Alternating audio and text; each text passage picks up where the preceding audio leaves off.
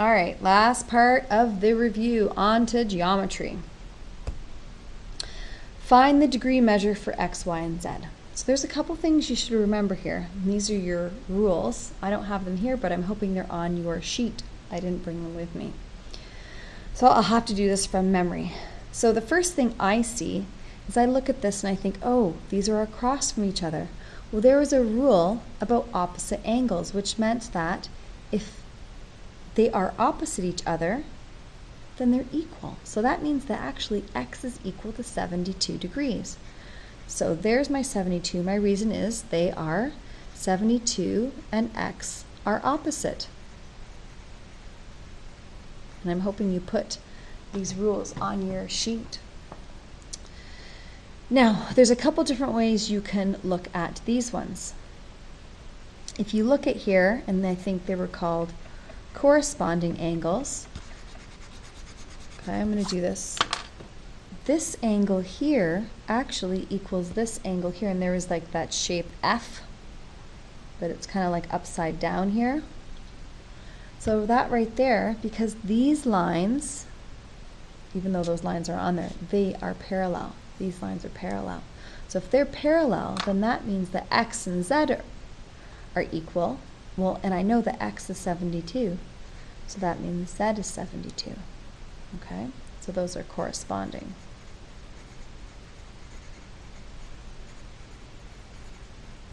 Okay. Now there's a couple different ways you can get y. You can get y. The first way I see y is I think whenever I see a straight line, that equals 180 degrees. That doesn't mean y is, it means y plus z is 180 degrees. So y plus z equals 180 degrees. But I know what z is. Z is 72. So if you want to write it out like this and say, hey, well, if they add up to that, then that means y must equal 180 minus 72, because it's whatever's left over from the 180. So take 180 minus 72, and you get 108. So there's 108 degrees. The other way you can look at it if you wanted is these are interior angles, and we know that those add up to 180. And that comes out to the exact same thing. If you want, because x plus y equals 180. But we already know that x is 72. So we know whatever's left over is left over for y. So y is equal to 180 minus 72. Whichever way you want to look at it, you still, get the same answer. Okay? So now, let's go on to some triangle questions. So what do we have to remember about triangles?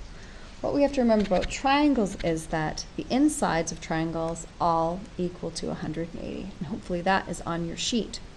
Okay?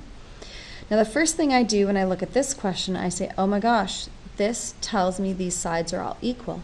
If those sides are all equal, it means these angles are equal. So if I have 180 degrees and I need to divide it between three angles, then I take 180, divide by 3, and I get 60. So that means each of these angles are 60 degrees. And you might just remember that. You might not have to do that on your calculator at all. So, hang on a second. I guess I should read the question. ABC is an equilateral triangle. Okay, we did that. BC, this line is extended to D. So the angle CAD is 25. Well, they gave us there, that's 25. So they want us to find what angle ADC is, which means they want us to find this side right here. Well, that means I know I need to figure out this one, because to figure out this one, I need to have all the interior ones. So I need to know this one.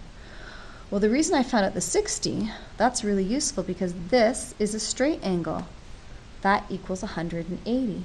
So whatever I have left here is partially used up by the 60. So that means this C is equal to 180 degrees minus 60, which leaves me with 120. Now, I'm not finished there. It's asking me to find out what this one is. So now that I know that this is 120, just that little one, well, what do I have inside that triangle? Inside that triangle, I have 25 degrees plus 120 degrees, which gives me 145. And if these inside all equals 180, and I have 180, this is used up by my two angles. So I have to subtract my 145, and I get to see what I have. 180 minus 145 equals 35. So therefore, angle ADC is equal to 35 degrees.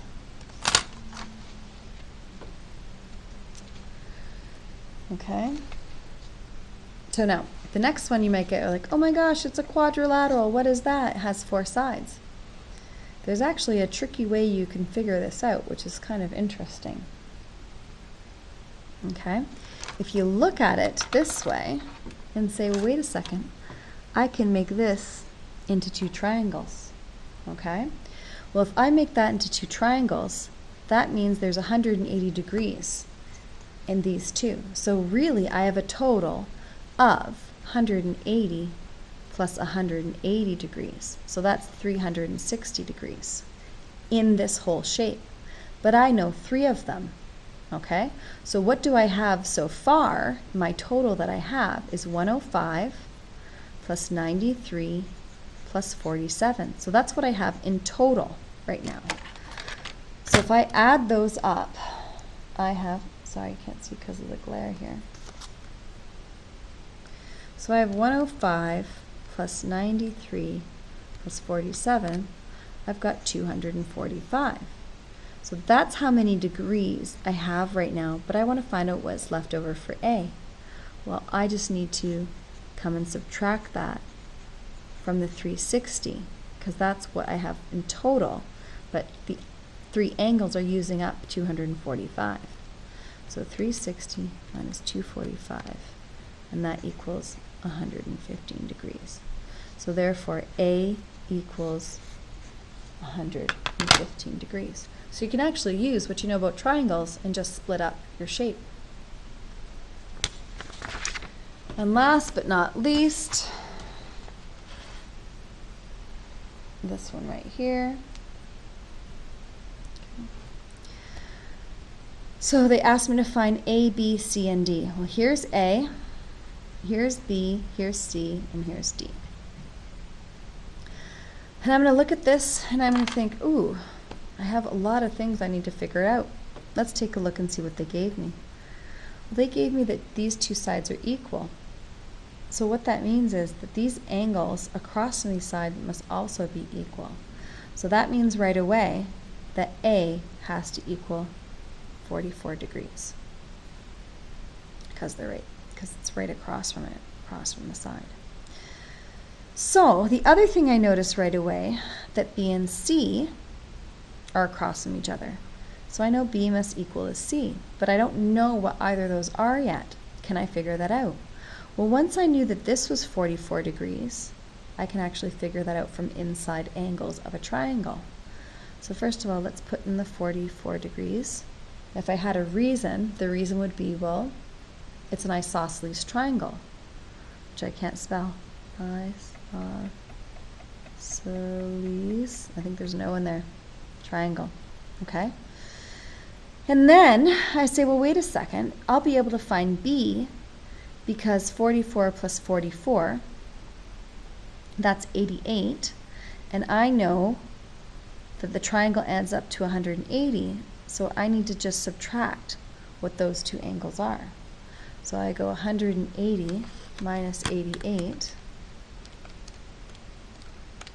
that equals 92. So that means B is 92 degrees. And I said, well, hang on a second, B and C are equal.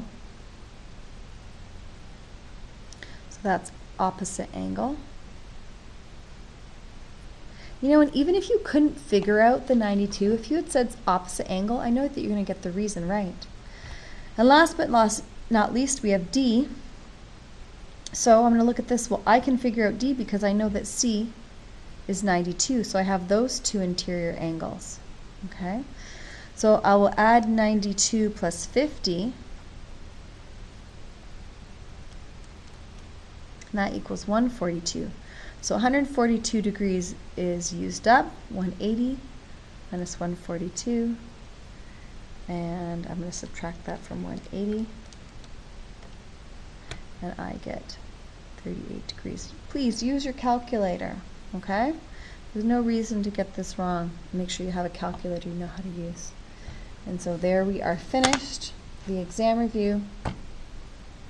Good luck, and I'll see you tomorrow morning at 9 o'clock in our regular room.